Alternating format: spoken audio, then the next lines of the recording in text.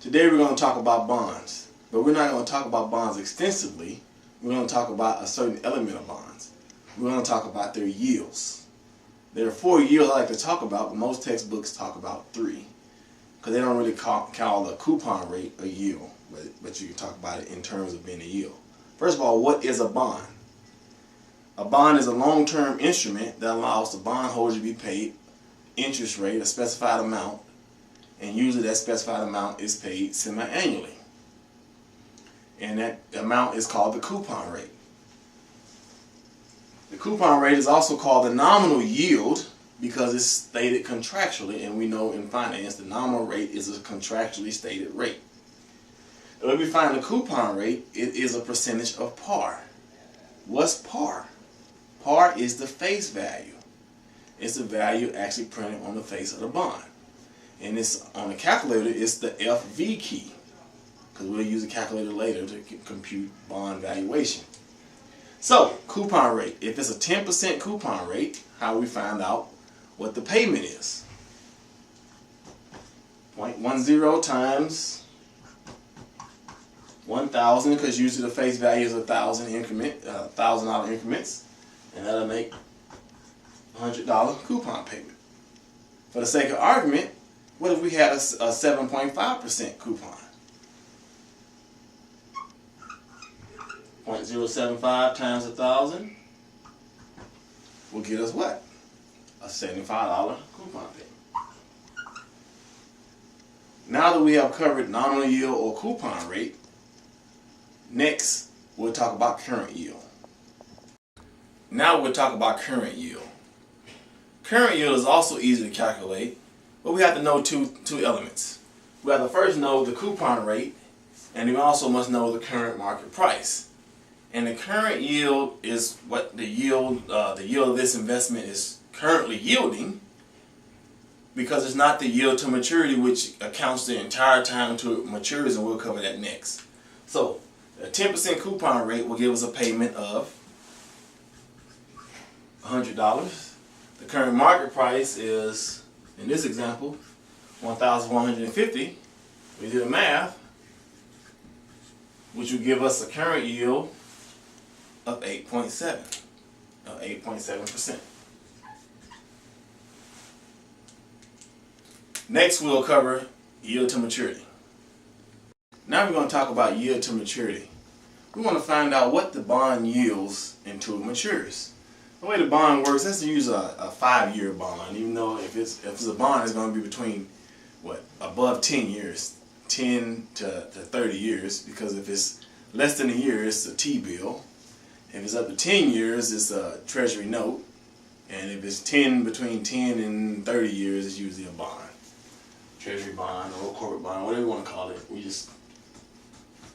So let's assume this bond is a 1, 2, 3, 4, 5-year bond. You get the coupon payments in this year, this year, this year, this year, and at the end of the bond period, you will get the last coupon payment and you will get the par value. So you want to see what does this bond yield until it matures. For this example, the bond is presently paying $1,050. It's a 10% coupon payment because we see $100. The par value or the $1,000.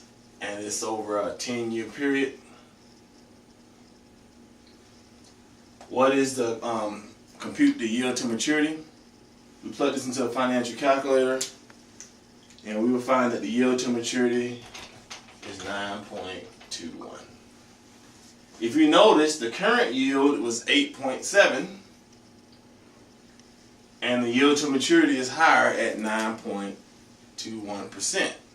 Why is it higher? It's higher because it's factoring in receiving the payoff at the end, the future value.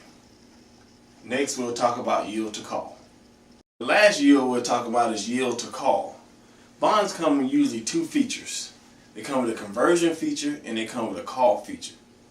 In this example, we'll talk about the call feature. Interest rates and bonds, there's an inverse relationship between bond prices and interest rates. When interest rates go up, the current price of the bond goes down, and vice versa.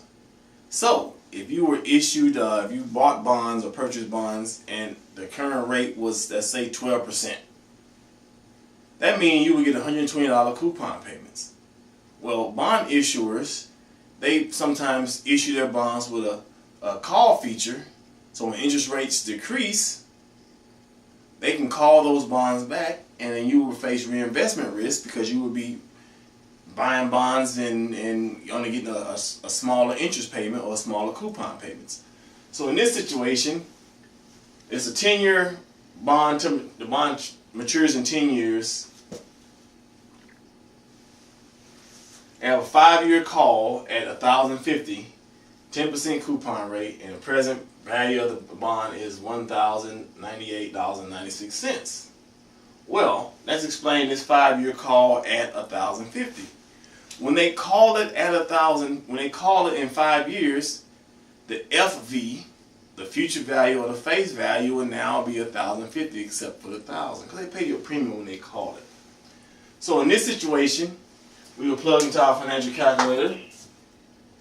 Our FV will be $1,050. Our payment will be $100. Our present value will be $1,098.96, but we have to make that negative. Our N, or our number of periods, will be 5 because it was called in 5 years. And we will compute our Y, and we will get 8.34. Now let's look at all these yields. Currently, our current yield was 8.7. Our yield to maturity is 9.21, and our yield to call is 8.34. We will get the lowest yield usually on our yield to call because they call it when the interest rates favor them. So we didn't get enough time to earn as much as we could have earned, and usually yield to maturity is higher because it factors in that payoff at the end. That ends our yield discussion. Next time we'll talk about bond valuation.